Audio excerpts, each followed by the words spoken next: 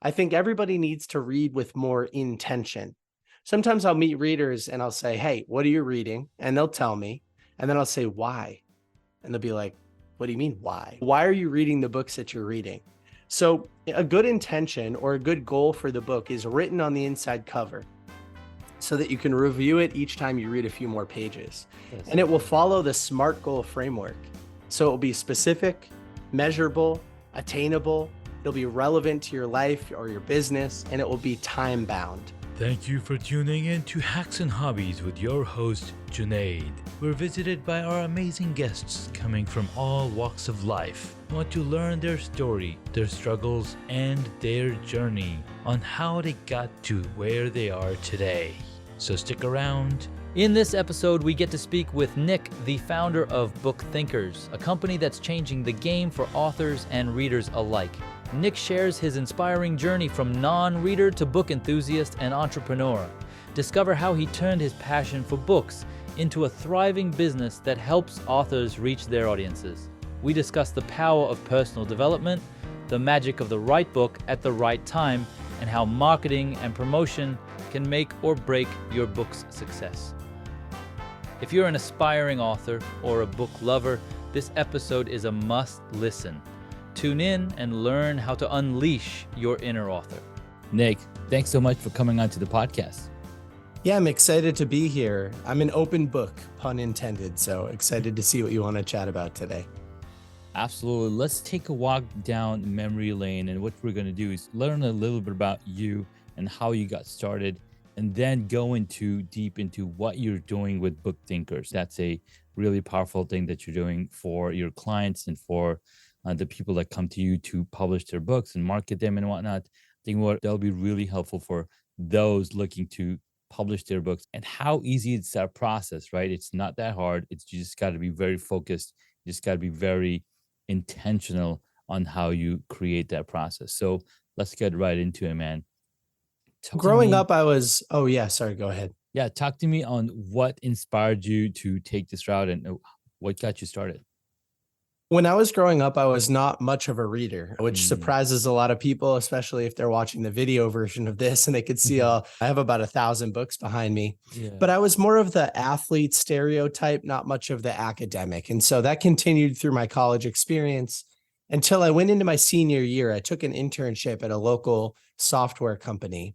And very early into that experience, one of my mentors, Kyle, he said something along the lines of, "Listen, Nick, listening to the same song for the 1,000th time in a row on your commute here, it's not going to get you closer to where you want to be in life. But the right business podcast might." And so I started listening to podcasts, and I had about an hour commute each way. So I was crushing these podcasts and learning as much as I could. And there was a moment where I realized that so many of these people being interviewed on shows just like this, they were giving at least some credit for their success to the early books that they had read about entrepreneurship, business, personal development. And so I think I just had this moment one day where I realized if I was deliberately choosing not to read these books, and I was deliberately choosing to ignore the advice given by the people I wanted to be like, and deliberately choosing to live under my potential. And so I went to my local Barnes and Noble. I picked up about 10 books, and the rest is history.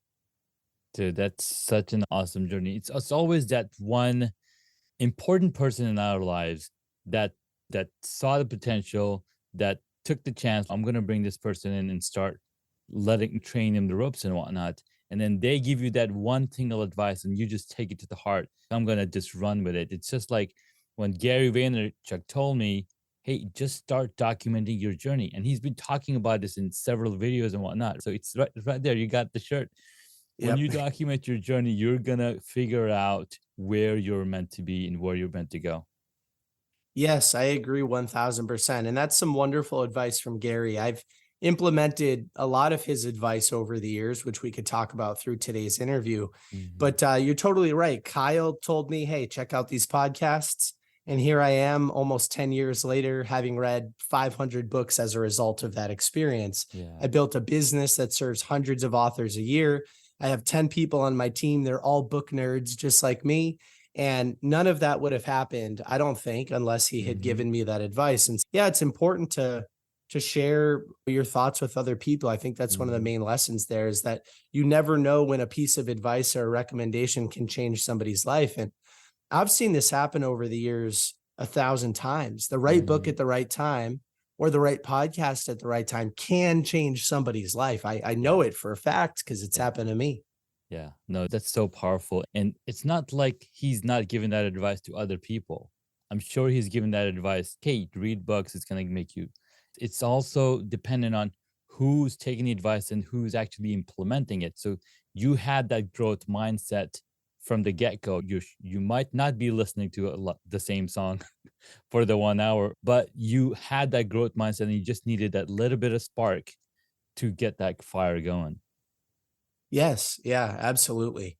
And these books, they just hold so much potential for all of us. I think it's my full-time job now to convince people that personal development is as legitimate as it gets, and that when Hmm. you follow somebody like you or Gary Vee and you implement the recommendations that you hear on their podcasts or Yeah. social media, magic things happen, man. They Yeah, really it's do. it's it's so powerful. Let's talk about book thinkers and how book thinkers is helping entrepreneurs, authors, and launching their books and making that a reality. Because a lot of people think, oh my God, I need to have a bestseller book when I get out the gate. But that's probably not going to happen the first time around. Talk to us about a little bit about that. So the origin story, right? I start reading these books, I start sharing them with friends and family. I have a full-time sales position, but I just start reviewing books online, right? That's Mm, my side hustle. It's something that I'm already reading these books. I want to connect with like-minded people, so I just start sharing about those books on mostly Instagram and Facebook. And as I'm sharing these books, I'm meeting a lot of people. The community is starting to grow and people are reading the books that I'm recommending. They're providing yeah. me feedback. It's a super cool cycle. And eventually, a couple of years into that journey, authors started to reach out to me and they'd say, Mm, "Hey, Nick, my target reader for this brand new book looks a heck of a lot like your audience. I think they'd enjoy it. Can I pay you yeah. for a book review?"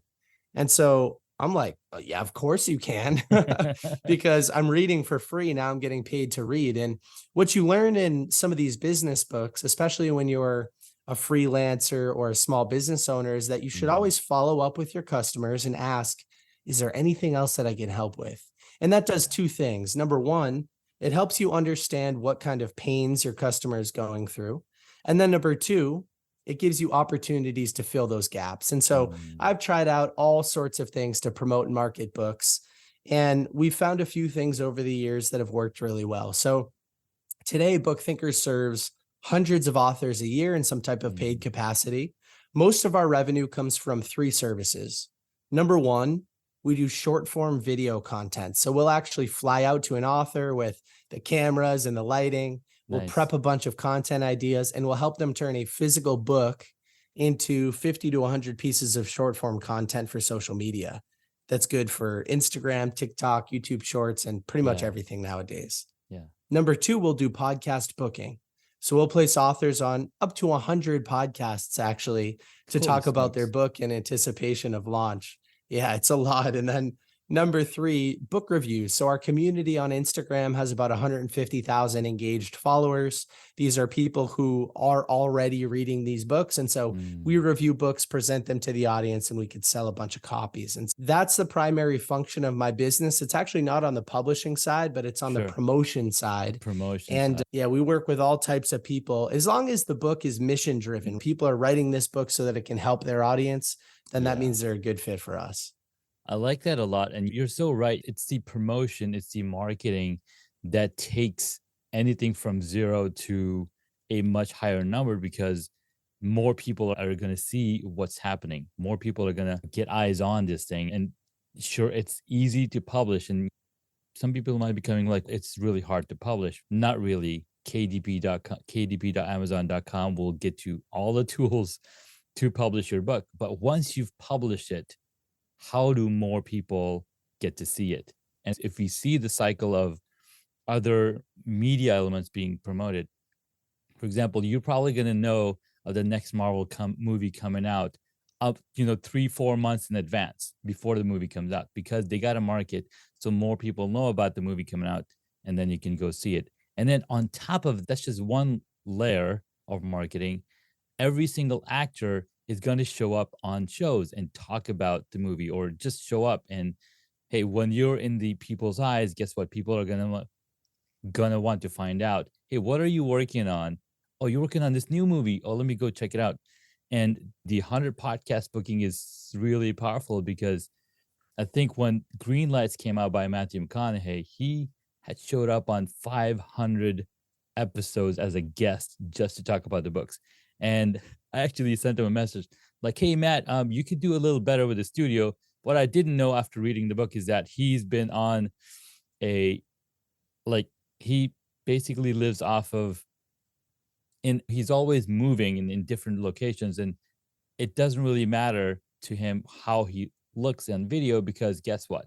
He's already made it. He wants to come out as authentic, and that book was totally a perfect read. Yes, it was. I agree. And you're right. I think that's one thing that allows my business to flourish, is that unfortunately a lot of these authors, they put out their book, nobody reads it because they didn't do any work in anticipation of the launch. KDP is an amazing platform, and it gives a lot of people the ability to upload a book with ease, get it out there with print on demand services. But that means that people aren't putting in the traditional 12 months of pre-launch activity that they used to do in anticipation of this launch.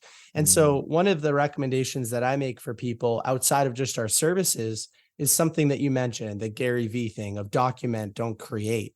So just document your experience. Share with everybody the process of writing this book, how difficult it is, what your expectations are.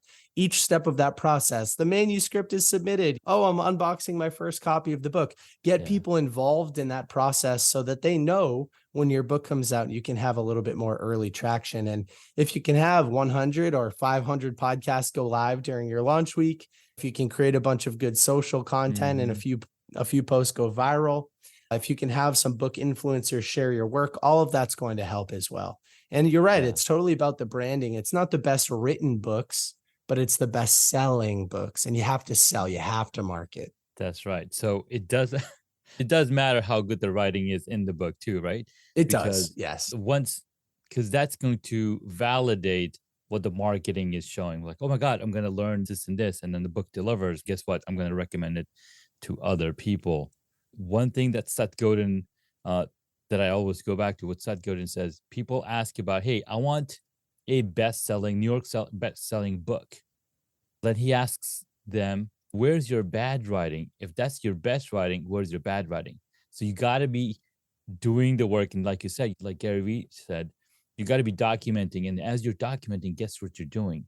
You're writing content. You are putting in the work.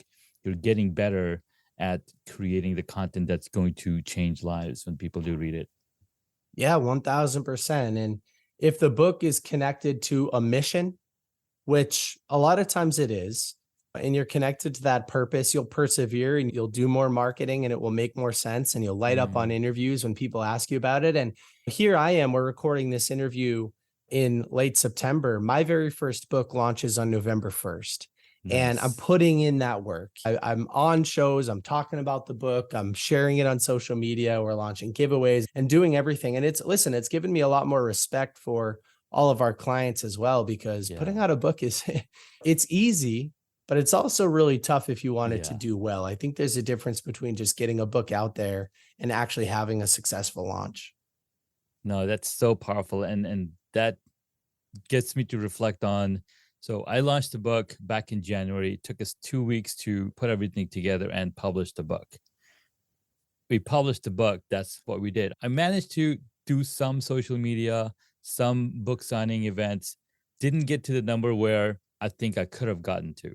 But then what you're telling me is that you need to put at least 12 months worth of work of marketing your product before it even comes out. And that actually translates really well, because when Pat Flynn launched the Switch Pod, you've probably seen the Switch Pod. If you haven't, it's a really ingenious device for people who are vlogging. People vlogging would use a Gorilla Pod, and then it would have these movable arms, but anytime they want to put the camera down, they would have to spend another 32 minutes to get those arms right to put it down. So they created this product, SwitchPod, and he had talked about it for at least a year before the product launched on Kickstarter. And within the first 11 hours, they met their goal of $150,000 or $110,000, something like that. Yeah, that's really cool. Yeah, it's that pre-launch period is really important. And so is the post-launch period. I think in my world, a lot of authors think that their launch is the end of their marketing. But I think if the book is a good lead mechanism for some type of complementary product or service like coaching, consulting, speaking, or another business, then that book becomes a marketing tool, a business card for you for years to come. And so you don't want to just stop marketing the minute your book comes out. You want to continue to market it for years to come. Last night at my house, actually, I had this really cool entrepreneur and soon to be first time author, Noah Kagan. Noah's a really cool dude. And we were on the phone last week and he's, dude, I'm going to be in Boston next week. I said, why don't you come by? We'll record a podcast for your book. And I was asking him, like, how intentional are you with this book launch? Because he has a book coming out in January. And he's, I'm very intentional. He's consulting all of his friends, which are like the coolest people, James Clear and all of these authors that have sold bazillions of books. And he's getting all this behind the scenes advice. And all of the advice, the kind of through line with all of it is you need to do a tremendous amount of activity. You need to measure that activity, see what's having the biggest impact, because that's going to be unique for everybody. It could be podcasting, could be short form content, could be book influencers or anything. And get out there and then triple down on that. And that's how you sell books. And you have to continue doing whatever works for years to come.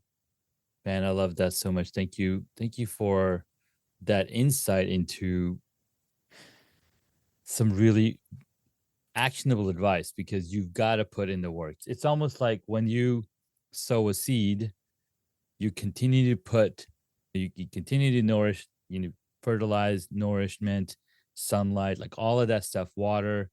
And then after maybe a few weeks or maybe a month, you'll get the fruits. Like, for example, tomatoes, it's probably a month's time before you see the fruit. But for trees like mango trees or apple trees and pear trees, they take at least 10 years for them to start bearing fruit. So it goes into what's that word? It validates the point that you've got to put in a lot of work beforehand and then continue to do that work after the fact that it's launched. So what you're saying is that I've got hope to be able to market my book, even though it's launched, it was published back in January. I can still continue to promote it and bring people back to it. Yes, absolutely. Noah said something last night. I've never heard anybody at least phrase it like this, but he said, what's the difference between a successful entrepreneur and an unsuccessful entrepreneur? And I'm like, I have a bunch of answers, but what do you think? And he said, it's consistency. It's doing the boring work every single day for a very long period of time. And I'm like, yes, but shouldn't you also be looking for new and brighter opportunities? And he said, think about a relationship, because I just got married back in May. He said, think about your relationship. Are you looking for new, better, and brighter things? Or are you trying to go deeper into that relationship and improve it? And I'm like, well, that's a good point. So once you find something in book marketing that works, stop looking for the new, flashy, fun stuff. It's not about novelty. It's about doing the things that work and deepening your relationship with that activity and then consistently doing it over a long period of time. And I was like, that's a good point. Because far too often entrepreneurs or authors, very similar process of launching a book and launching a business, you're always looking for something new, but that's not the right way to approach it. No, you're so right. It's almost, hey, I've tried a half of this croissant, but now I'm going to go try half of a bagel. Then I'm going to have half of a donut. No, man, just focus on and finish one thing before you go to the next strategy. Yes. Yep. All right. So let's take a quick break. And then when we get back, you'll share 3 hacks to share with the audience that they can implement with their book journey. Are you ready to amplify your business? SBI Pro is your gateway to elevate your entrepreneurial journey, offering cutting-edge education, immersive training, and interactive collaborations. Whether you're just starting out or you're a seasoned pro, SPI Pro is the community for you, providing you access to professional networking and advice to accelerate your growth. To join, head on over to hacksandhobbies.com/SPI Pro. Join SPI Pro and transform your unique journey into a success story. Again, head on over to hacksandhobbies.com/SPI Pro. Hey guys, welcome back. We've been talking with Nick Hutchison from Book Thinkers, and such an awesome conversation here, all about how to maximize the sale of your books. I've just shrunk that entire talk down to, hey, how to maximize the sale of your book, because it's all about the promotion, it's all about the marketing, it's all about the work, the boring work that you put in to make that happen. But Nick has not just 3, but he has 6 hacks for us. 3 in the space of what to do with books that you're already reading and how to get more value out of it. And then 3 hacks on what you can do to become a better promoter, or Nick will decide how that goes. Nick, take it away. Yeah, which one do you want me to start with? Let's start with getting the most of value out of the books they're already reading. Yeah, so this is a passion of mine because as I built my community of about 150,000 readers, hundreds of people, maybe even 1,000 people have reached out over the years saying, Nick, I appreciate all of the book recommendations, but how the heck do we translate the information we're reading into actual behavior change, actions? How do we implement these books? And I'd always answer people, right? I'd send them a voice note, an email, jump on a quick Zoom call, but I knew there was something missing. I knew I had more to offer. Yeah. And I had never taken the time to observe my own behavior to see what I was doing, reading these books and implementing them. And so again, that's why I've decided to write this book, Rise of the Reader: Strategies for Mastering Your Reading Habits and Applying What You Learn. And I've detailed in that book dozens of strategies, but I'll give everybody a taste today. I'll share 3 of my favorite hacks. So number 1, I think everybody needs to read with more intention. Sometimes I'll meet readers and I'll say, hey, what are you reading? And they'll tell me. And then I'll say, why? And they'll be like, what do you mean, why? Why are you reading the books that you're reading? So a good intention or a good goal for the book is written on the inside cover so that you can review it each time you read a few more pages. And it will follow the SMART goal framework. So it will be specific, measurable, attainable. It'll be relevant to your life or your business, and it will be time bound. And so if I read a book on communication, I don't just read it and hope that it's going to change my life. I'll set a goal, something like find and implement at least 2 strategies for improving my communication by the end of the month. And so that's specific, it's measurable, 2. It's attainable. It's not make $1 million by the end of the month, but it's find and implement 2 things. Yeah. It's relevant to my business and my life because effective communication makes me a better podcast guest or host or business owner or salesperson. And then I give myself a time limit by the end of the month. Now I'm far more likely to take action on the book because I have a realistic goal. So that's hack number 1. Do you like that one? Oh, I love that so much, because now you're gearing up your mind to do the work to get to that attainable goal, right? Because if you say, oh, I want to be a millionaire, but you don't set a date and time, you're not able to achieve it. Just was it Jim Carrey who wrote himself $1 million check? Or was it a 10 million? I can't even remember what the number was, but it was a really audacious number. And I think within 5 years, he was able to achieve it because I got to cash that check on this date. And so having those attainable goal and shorter ones are so much more easier to achieve. Yeah, absolutely. You're priming your brain to find those things within the book. You're filtering for it with the reticular activating system. And so, yeah, I love that one. So I'll share another one. Sometimes I meet people and they're like, oh, I don't have time to read. And so I love to give them the following math example about scheduling 15 minutes in the morning and 15 minutes in the evening. Yeah. So instead of trying to find time, replace a low impact activity like scrolling on Instagram or watching Netflix with reading a good book. So maybe insert 15 minutes in your morning and 15 minutes in your evening, not the whole thing, right? Yeah. Just 15 minutes of each. And so in 15 minutes, a beginning reader can read about 10 pages. If they can read 10 pages in the morning and 10 in the evening, 5 days a week, That's 100 pages a week. Yeah. Most of these books are 200 pages or less now. And Yeah. so that's a good book every 2 weeks. You can read 26 books a year simply by replacing 15 minutes of your Instagram in the morning and just the first 15 minutes of your Yeah. Netflix or HBO or Yeah. football in the evening.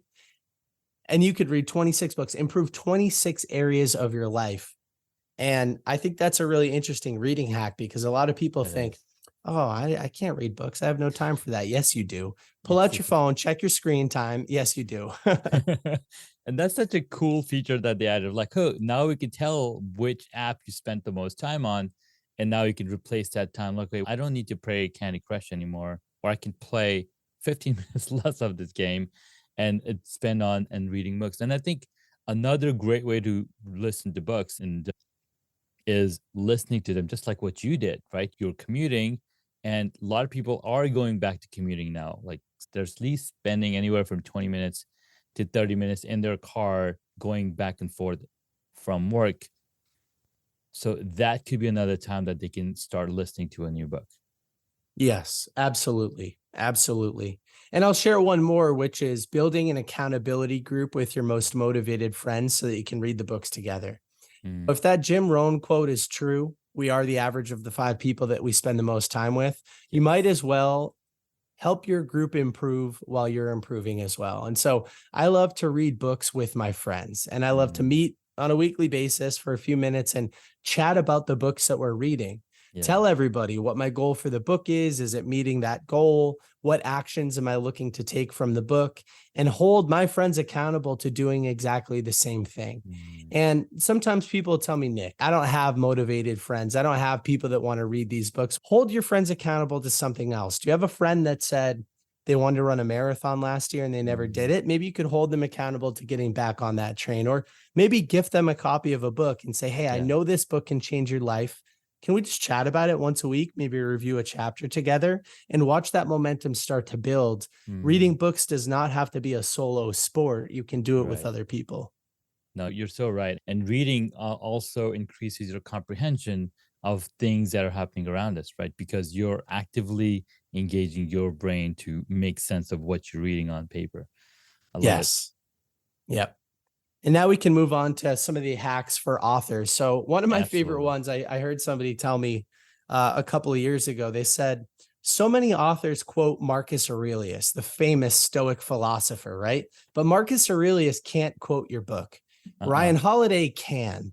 So why quote Marcus Aurelius, somebody who's been dead for 1,500 years, maybe even more than that now, Yeah, yeah. when you could quote somebody that's alive today, and that improves the chances that person's going to share your content if you send them a copy or promote it on social media. So I think stop quoting people that aren't alive anymore and start quoting people that are, so that they're more likely to share your book. I think that's a fun little hack for writing. Dude, that's a really awesome hack. Why not mention the people that are changing your lives that are alive so that they can promote into their communities? Why we're doing these podcast guesting so that you can meet my community and then I can meet your community because you're going to share this episode. Hey, I had a conversation on hacks and hobbies. I shared 6 hacks, and it's about expanding those networks. So absolutely use the people that are in your network to talk about your book. Yes, absolutely. And just hack number two, borrow credibility.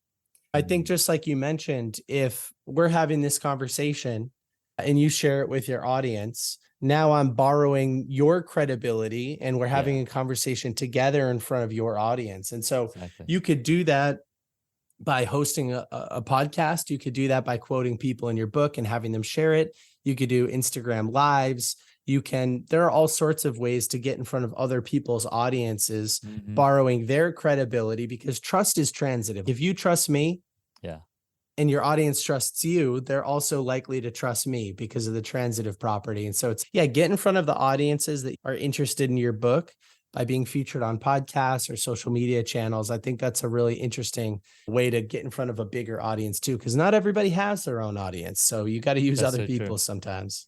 That's so true. And recently I watched this video where this unknown person who had made it pretty big on TikTok was able to get Drake to be a guest on her podcast. Now, she only interviews celebrities.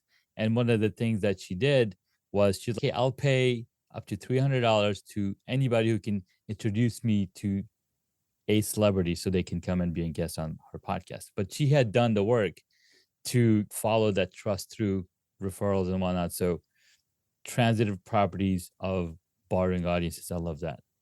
Yeah. Yeah. I've seen that interview. That's a good one. And yeah, she came out of nowhere. So the last one that I'll share is I think authors should make their books more actionable, because word of mouth momentum for a book happens when people start to take action.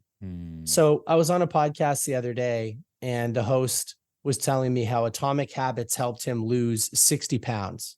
And then later in the conversation, he asked me, hey, what helps a book go viral through word of mouth? And I said, you just answered it. People ask you all the time, I bet, hey, how'd you lose 60 pounds? And you go, Atomic Habits helped me do it. That's how a book goes viral. That's why that book has sold 10 million copies. So if you can make your book as actionable as possible, and you can give your audience the language to share it, if you can be intentional about that up front, suggest little exercises and things for people to go out and do in public so that you can increase the chances that they tell everybody about your book. I think that's another little hack that not just philosophy, but help your people, your readers, take action.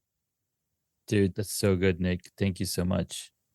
I appreciate that all, because a lot of the times we're just inside our own brains, right? We're just thinking, not taking action, but then taking that action and being intentional is super, super important. And the more I think about it, the more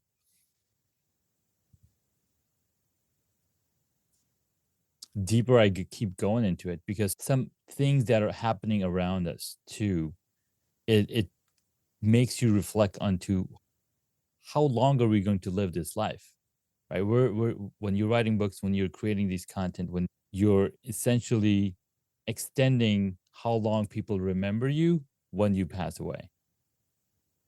Yeah. Right? It's crazy. I'm doing an episode on that topic, on being intentional and being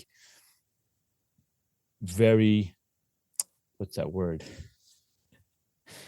Being very intentional in how you do and how you treat yourself. Actually, I was just thinking earlier today, what if you lived your life as if you were on a podcast episode all your life? You'd probably live a very different life. Yeah, you'd be a bolder version of yourself. I like to think about that. I actually wrote that example in my book. I said, what if you were on a TV show though? And if you lived a boring life, people are going to turn off the channel and you'll have less energy. But if you live an energetic life, then more people would want to tune in and stay on the channel, which would give you more energy. So yeah, how do you be the boldest version of your life? Pretend that like Gary Vee's camera crew is following you around all the time. And I love that so much. Sweet, man. This was such a fun conversation. I didn't know where we're going to go. I had an idea where we're going to go, but what I learned is it's absolutely actionable. I can take action and start marketing my book again, because, hey, the more energy I put into it, the more energy it's going to provide to other people as well. Yes, absolutely. I appreciate the conversation too. Dude, Nick, let's jump into the next portion of the episode. These are the rapid fire questions that I love to ask my guests. Number one, what is the one hobby that you wish you got into? I wish I got into reading sooner. So I didn't start reading until I was 21 years old. I really didn't. I never read a book. And so the hobby that I wish I got into sooner was reading personal development books. And if that's too much of a cheat answer, I'm happy to give another one. But that's the first thing that comes to mind. No, it's a really good answer. And I think you were being very specific in not just reading any books, because you have to read books to get through school and college and whatnot, but reading personal development books. I think that's the key phrase right there, because my sons, both of them are excellent readers. They read through all the Dragon series, all the Harry Potter series, like all of these Dogman. Like there's so many books that they've read and that are in their bookshelves, but they're not personal development. I'm sure there's some kind of personal development laced throughout all of the books, but it's not highlighted because they're at a certain age. But then I'm sure that it's going to translate one way or another to get into personal development. And I think that's a very great hobby for anybody to get into. So thank you for sharing. Yeah, absolutely. Next up, what did you want to be when you were a child?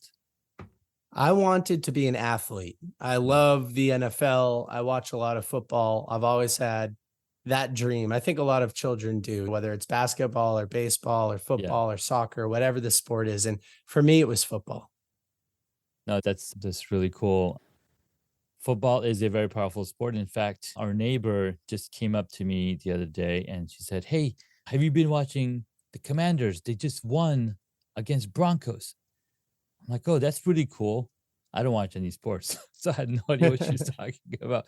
But she was really thrilled and excited because apparently there's a story around Commanders, or previously known as the Redskins. Mhm. Yeah. And you're wearing their colors right now. So I guess I am. I had no clue that those were their colors. All right, man. Next up, what is your favorite movie or TV show? my favorite movie is Gladiator. Mm, you did mention Marcus Aurelius, and he is in The Gladiator. Yes, that's true. Yeah, that's a great example of Joseph Campbell's kind of like story arc. And Mm, you start in a great position, then you lose everything, then you build it back through a bunch of hard work and discipline. And at the very end, you're presented with a reward. And yeah. it's such an epic story. I heard they're remaking it. I hope that's true because, it's always fun to see adaptations. It is very true to see adaptations, although Russell Crowe did such an amazing job in being the Marcus Aurelius that he was in that movie. I don't know how I'm always skeptical of adaptations, but sometimes they really impress you, and other times they're like the original is much better. Yeah, yeah. And then as far as TV shows, my wife and I just finished watching Game of Thrones the other day, and Mm, that's a wonderful series. So that's somewhere towards the top of my list. I also really love Succession, the okay. HBO show about business and family and yeah, Yeah. controversy. It's a really good one, Succession. I love it. Thank you so much. All right, next up, what movie would you choose if you, Nick, got to play a character in it? Hmm. That's a good question. I read a book a couple of years ago called When I Woke Up about this guy, Mm, Paul Evans, who was in a coma, came out of this coma, and it completely changed his entire understanding of the world. And we were on a couple of calls back in the day, and he said, "Look, I'm trying to get this into a movie." And you can play me in the movie. Because love it. we look a little similar. He's got a bunch of tattoos. I have Sure. tattoos. So I was like, listen, if you ever get a movie deal, let me try out for that movie When I Woke Up. Because he lives such a cool life and everything. And then I also love the movie Point Break. Hmm. There's two versions of it. There's an older one with Keanu Reeves, and then there's a little bit of a newer one. And it's like this action adventure thriller type movie. Yeah. And yeah, I think that if I could choose a movie that already exists, it'd probably be Point Break. Oh, I love that. That's an amazing movie, and Keanu just does excellent in whatever movie that he picks up. That is true. Yeah. He's such a good and humble actor. Absolutely Yes, amazing. he is. Next up, and two more questions. Next up is, who is your favorite superhero? What's funny, we talked about Marvel and we talked a little bit about what you're building, but I was never into the superhero stuff. Mm, And I have two brothers that are obsessed with Marvel and every other superhero universe and comics sure. and everything like that. Uh-huh. Obsessed, like going on opening nights and everything. But for whatever reason, I never really got into it. And so when Mm, I do think about my favorite superhero when I was younger, it's probably Superman. I love the idea of strength, the right. ability to fly, laser vision or whatever. I think it's the coolest thing ever. I think probably Superman. What about I you? love. Mine is Iron Man because he's just a regular person, but he uses his brain to come up with all this tech and come up with all of these things and to better the world. And then he's got his own story arc throughout the entire Marvel's cinematic universe, and how he goes from being this person who didn't care about anything else, lots of money, all this thing, to completely changing and giving up his entire life to save the entire universe.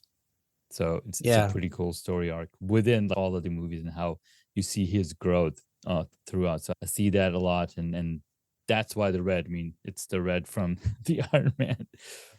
Somebody needs to create a superhero that can read super fast and implement all of these books or something. If you think about it, the Flash can read really fast because he's literally slows down time and he can do those tasks. And if you think about it, Neo can also read really fast and learn really fast through the plug. The plug. I know Kung Fu now. Yeah, From the those are two Matrix. good points. Yeah. Yeah. So maybe next time I'm asked that question, I'll say the Flash or Neo. There you go. Okay. Last question. If you were a board game, what would it be? Catan, Settlers of Catan. That's my Oh favorite man, board game. that is such a fun game. I wish I could just leave the board set because it takes a long time just to set the board. In fact, I think I saw somewhere that these folks, uh, built out the entire Catan board out of wood. So even the tiles were made of wood and they were like engraved I with the have right one. stuff. Yeah. You have one of those? Oh, Yes, I do. I was given it for my birthday and it's even customized. Some of the engravings have my name and some oh, other stuff. nice. Yeah. So my family started playing that game years and years before it became super popular in the United Mhm. States. Yeah. And so by the time that it started to become popular, I had years and years of practice and strategy under my belt. And every time, so I'm one of four boys, every Mhm. time our family gets together for Yeah. Thanksgiving or Christmas, we always show up early and play some Catan because, Yeah. again, it's a 4-player game in the Yeah. standard version. And so the four of us will play a couple of games before the festivities start. Dude, that's so much fun. And I've had the Catan boards for at least 10 years now. So I bought it like way back in the days and we were in Colorado and I would bring the whole game to work. I'm like, hey, let's play this game. And we would have a couple of sessions, but never really got around to playing it with my kids because my kids are all of different age. They're anywhere from 13, 8, 5, and 1 year old. So we can't really have anything set up Not yet. anywhere. Yeah. Not yet, but pretty soon we're going to be there. So thank you so much for reigniting the passion for Catan. All right, my man, where can my superpreneurs find you? Listen, one of my favorite things to do is provide custom book recommendations. So I love playing this like book matchmaker role. And so if anybody in your audience is dealing with a specific problem or they'd like to develop a specific skill set and they're not sure what a good book could be, DM me at Book Thinkers on Instagram. That's our largest and most vibrant community. That's where you'll find people interacting, talking about the books they love. It's just such a cool place to be. And so at Book Thinkers on Instagram, and from there you can find links to pre-order my book, Rise of the Reader. You can find links for everything else in my universe. Nice. I love it, man. I've got the pre-order in for your book as well. I can't wait till it arrives on November 1st. It's going to be awesome.